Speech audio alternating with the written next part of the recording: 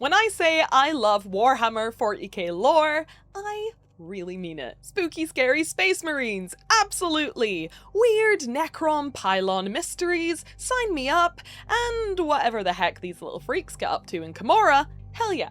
More of that, please. But my favourite bits of 40k lore probably aren't what you expect them to be, because they usually always take place long before the 41st or even the 30th millenniums ever began. Now, in a previous video, I talked about another one of my favourite parts of 40k lore, which was the fall of the Necron tier in the dark corners of the galaxy at the very beginning of time in the 40k universe. But in this video, I want to fast forward slightly and tell you guys about another absolutely fascinating, but I think slightly less talked about period in 40k history, where humanity found itself in the ruins of its once glorious civilization, where the Emperor of Mankind saw fit to finally reveal himself and his unimaginable power, and set about making the first of his space marines who were doomed from the very beginning. But who were these Thunder Warriors? What were they like? And what caused them to suddenly all be wiped out from the annals of Imperial history? Well, settle in and get comfy, because in this video I am going to take you back in time to the 29th millennium, to the fall of humanity in the universe and on Earth, and to the initial rise of the Emperor of Mankind, as we try to make sense of what became of the first ever Space Marines. Whoosh. Let's go.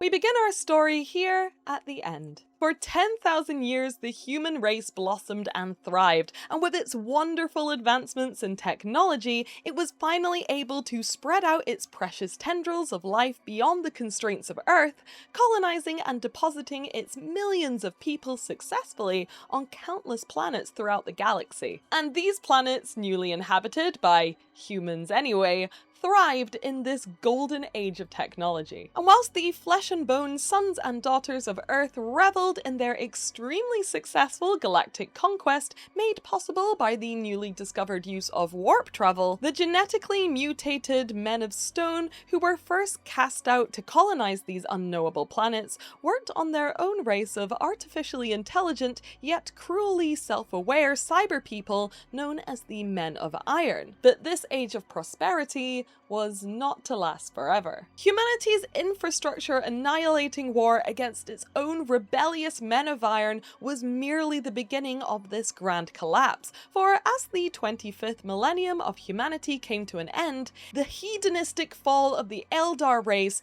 birthed into reality and unreality the chaos god Slaanesh. And in its screaming birth, she who thirsts ripped asunder the reality-bending fabric of the warp, creating the colossal warp storm which looms over the galaxy known as the Eye of Terror, and causing an eruption of unnavigable storms within humanity's galaxy-spanning travel routes. The brilliant light of knowledge, optimism, and curiosity which had spread throughout the galaxy during humanity's golden age of technology was extinguished forever. This galaxy-spanning catastrophe beckoned in a period of time known as the Age of Strife, or more poetically, the Old Night, where the sudden isolation of humanity's colonies from each other across the stars left its people and its planets vulnerable to Xenos attacks, famine, war, chaos incursions, abundant mutations, and horrific uncontrollable diseases. And the human race, despite its rapid expansion across the galaxy, had very swiftly found itself at the brink of total annihilation. And this is where our story begins, as we bring it back to where it all began, to a planet called Terra at the beginning of the 29th millennium.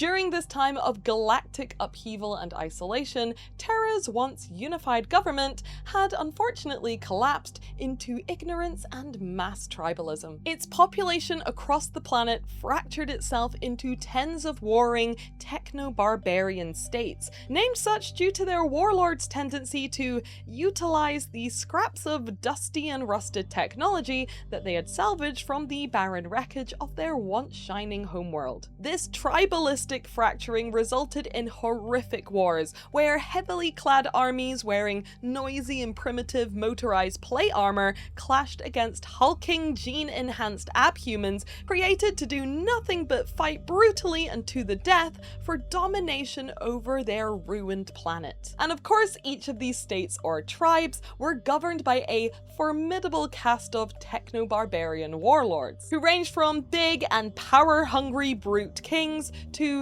cruel and manipulative religious leaders. But just as the light of humanity was on the brink of becoming extinguished forever, both across the galaxy and on the barren wastelands of its home planet, the Emperor of Mankind saw fit to finally reveal himself. Back in the 29th millennium, the psychically enhanced Super Perpetual, which we would later call the God Emperor of Mankind, was not yet the undisputed leader of humanity. At this point, he was merely one of the many warlords fighting for control over mankind's ruined home planet. But as we would all come to know later on in our story, unlike the albeit technologically souped-up techno-barbarian warlords of the wastelands, the Emperor of Mankind was made of different stuff. The origin story of the being who would become known as the God Emperor of Mankind is clouded in mystery, with many theories speculating how and even why this human man born in the cradle of civilization in 8000 BC became blessed with psychic and physical powers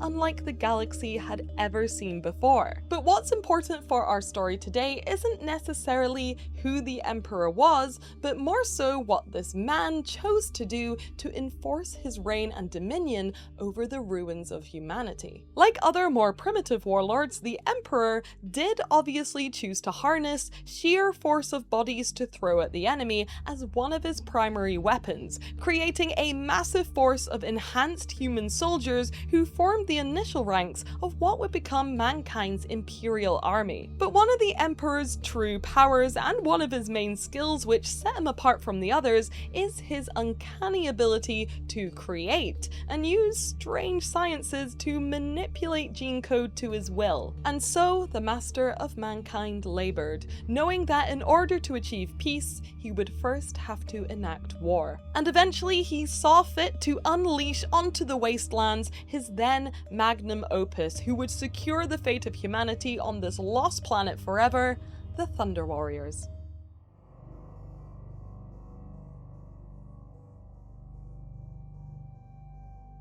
The Thunder Warriors, the Thunder Legion, or the Legio Contagious were without a doubt the Emperor's first proto-Space Marine Legion, making them not only extremely important to mankind's future, but also utterly fascinating to explore. But whilst it's difficult to believe, it is said that each of the Thunder Warriors were superior to Space Marines in about every way that matters to an Astartes warrior. The Thunder Warriors were stronger, faster, tougher, with a higher bone density, more combat attuned, and also it seems more aggressive than their future perfect brothers, making them more than the ideal super soldier on the battlefields of Terra during the Unification Wars. The warriors even organized themselves and their ranks in a way which kind of resembles that of the future Space Marine legions, with many different sects known as legions enacting their own specialized ways of defeating their foes through either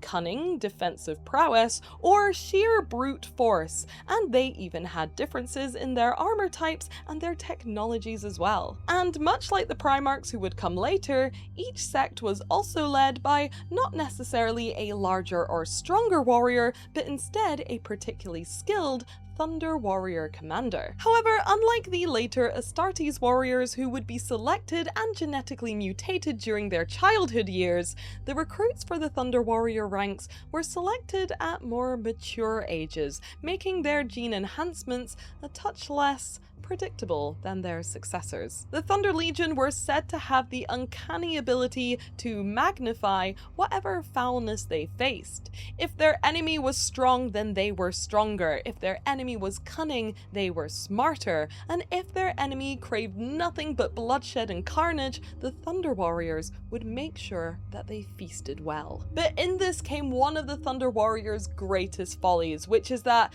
often when they started, they'd find it hard, if not impossible, to stop, making them occasionally appear not so much as saviors of humanity, but more so as ruthless psychopaths, even in the eyes of their alliances. And on top of this, some say that the ranks of the Thunder Warriors were also somewhat genetically unstable, and as their gene-enhanced lives progressed, occasionally one of the Legion would be prone to mutate, stop following orders, or even lose their minds entirely. But despite their rough edges, the Thunder Warriors truly were death incarnate, and they fought endlessly and without fear against the hordes of techno-barbarians under the mighty banner of their master, the Emperor of Mankind. Their foes ill-prepared with their primitive swords and guns to face off against the Mark I proto-power armor, last spears, and plasma weapons of the Thunder Warriors' ranks. Eventually, the forces hell-bent on destroying what was left of humanity's home planet were fought back by the might of the Thunder Warriors and were annihilated down to the last fanatic cannibal king. The Thunder Warriors' grand purpose had been fulfilled, but with their duty done, an unsettling stir began to run through the ranks of the Sons of Thunder, as the Legion came to understand that perhaps their value had reached an end.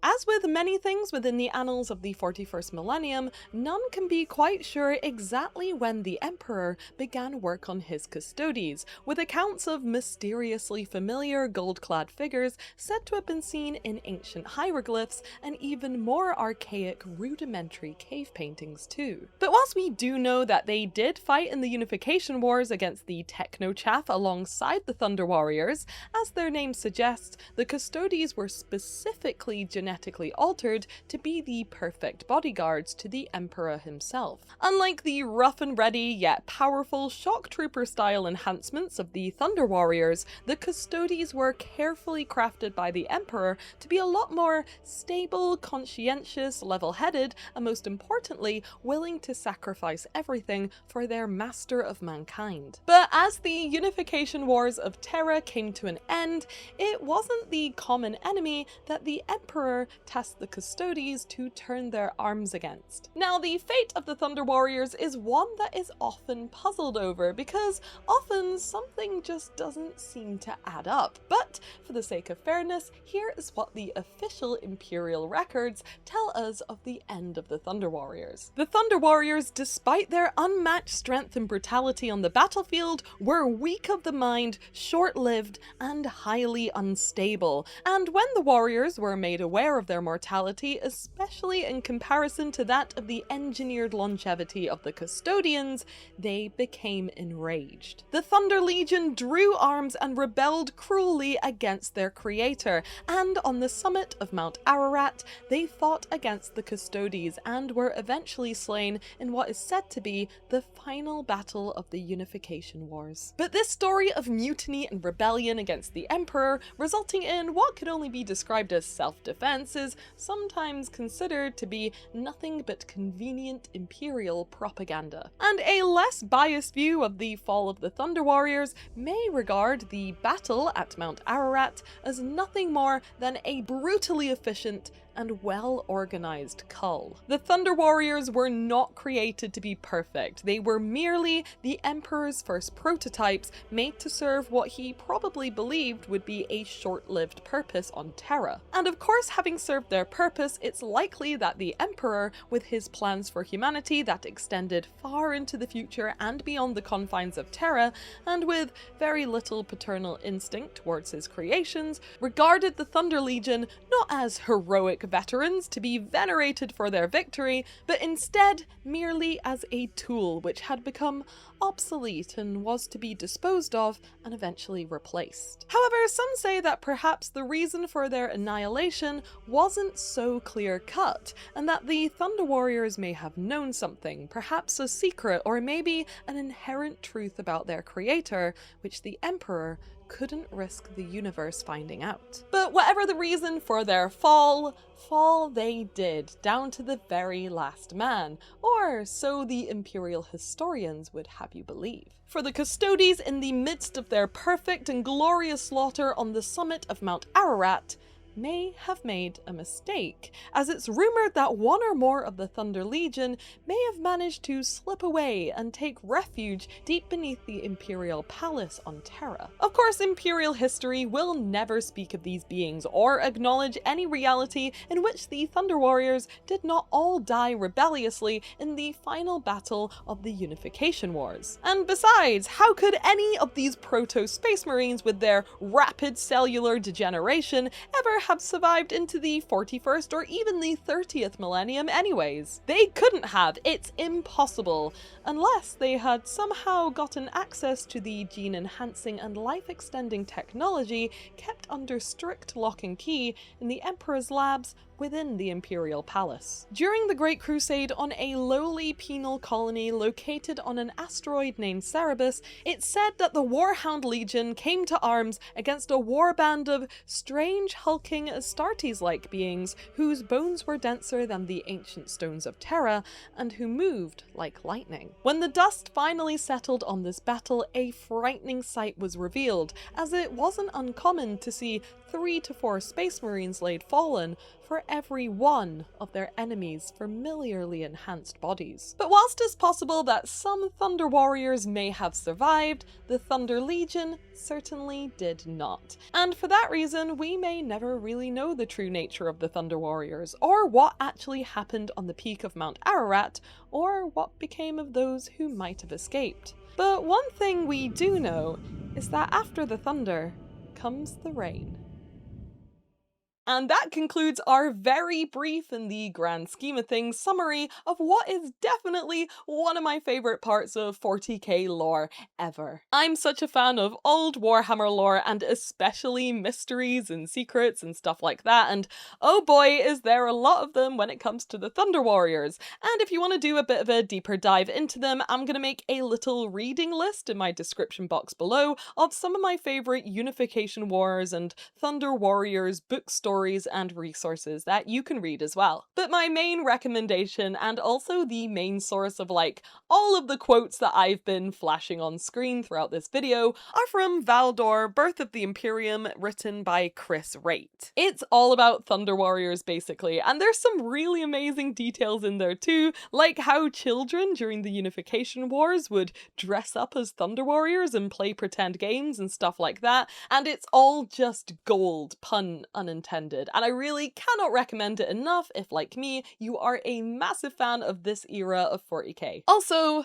look into Endred Har, you know, the World Eater Black Shield character, because he is totally not suspicious at all. Also, I think that the story of the Thunder Warriors does pose like an interesting conversation about like the nature of the Emperor's creations, and if maybe we should feel bad for Space Marines. Were the Thunder Warriors ever really innocent? And if your reason for saying no is that they were created to be bloodthirsty psychopaths, then perhaps there's something to say about autonomy and whether they ever really had a choice in the matter. But of course, I would love to hear what you guys think of the Thunder Warrior story. Do you have your own conspiracy theories or anything like that? If you do, please pop them in the comment section below so I can read them. And also, if you like this video, then please consider liking the video and subscribing to my channel, and maybe let me know what kind of content you'd like me to do next. But as you may have noticed from the little YouTube timeline below, this video is not over yet, because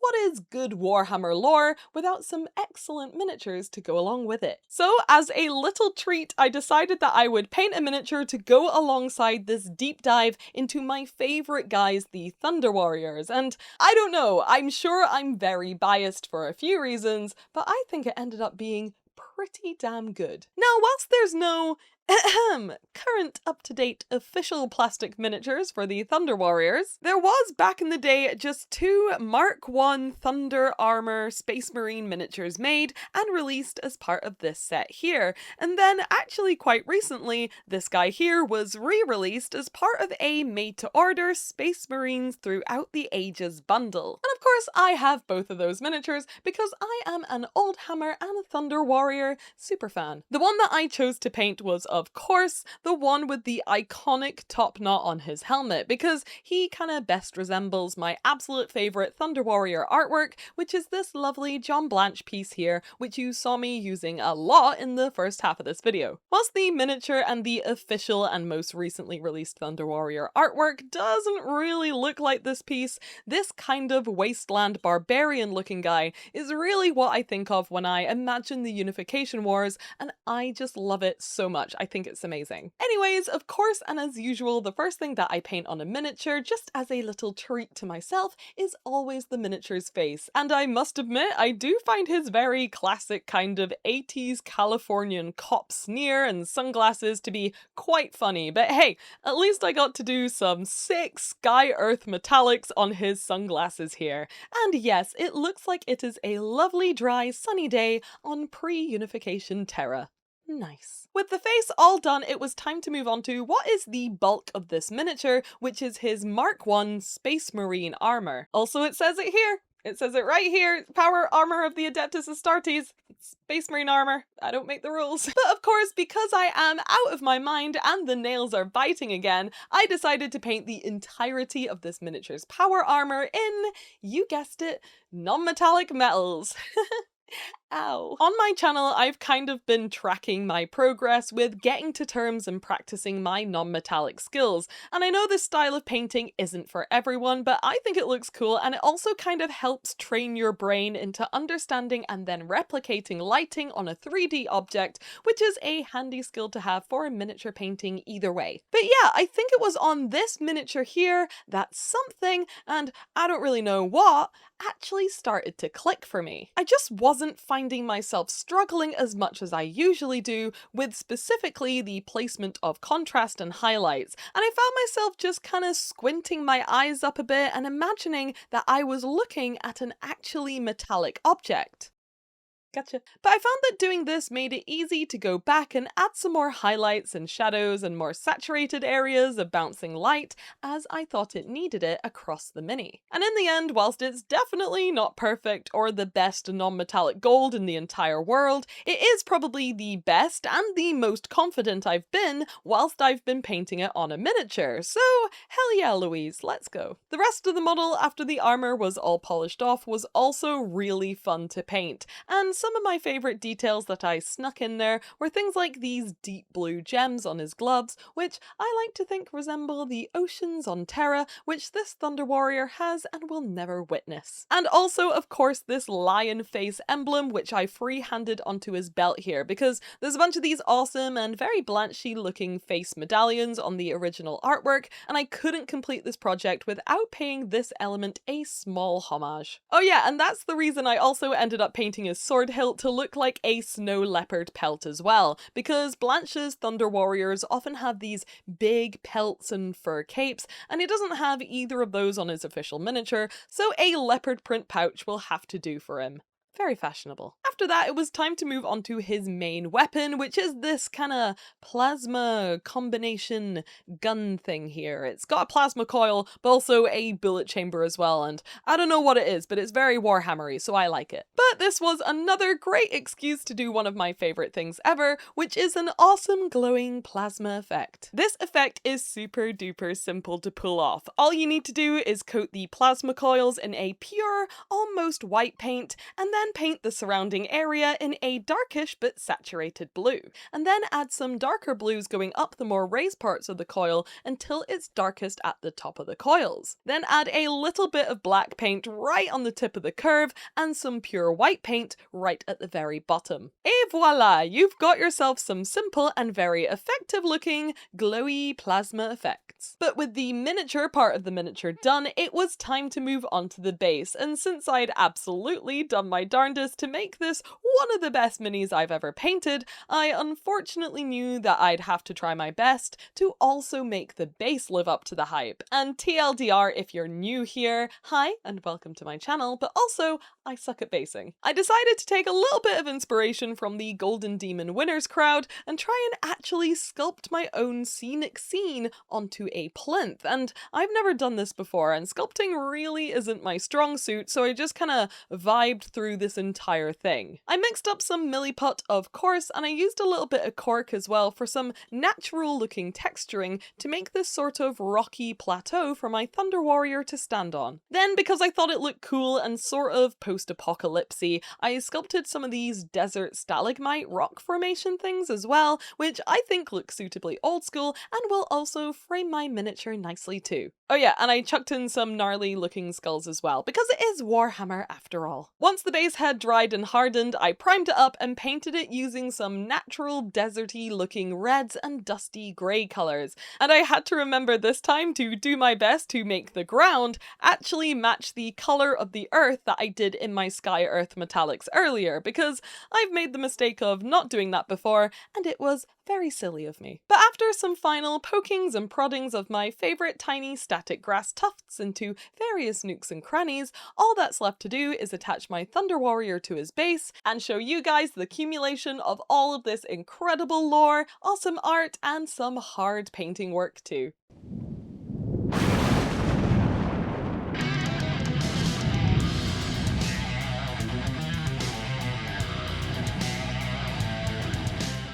And here he is, a classic Thunder Warrior from the annals of Games Workshop's history, given a thoroughly modern paint job. And yes, like I said, I am obviously biased and blowing a bit of thunder up my own warrior a little bit here, but I do really think he turned out great. I think partially I may be more than a little excited that I seem to really turn a corner with my understanding of basing and non-metallics here. And yeah, I'm actually really proud of myself, and I'm excited to do my rounds and maybe enter this classic piece of Warhammer 40k history into a couple of painting competitions around the world. So keep an eye out, because certainly for this superfan, the Thunder Warriors never really went away. But for now, that is all we have time for. If you made it this far into the video, just know that I love you very much and I think you're super cool, and I really hope that you enjoyed the ride. But for now, thank you for being rogues, and I will see you in the next one.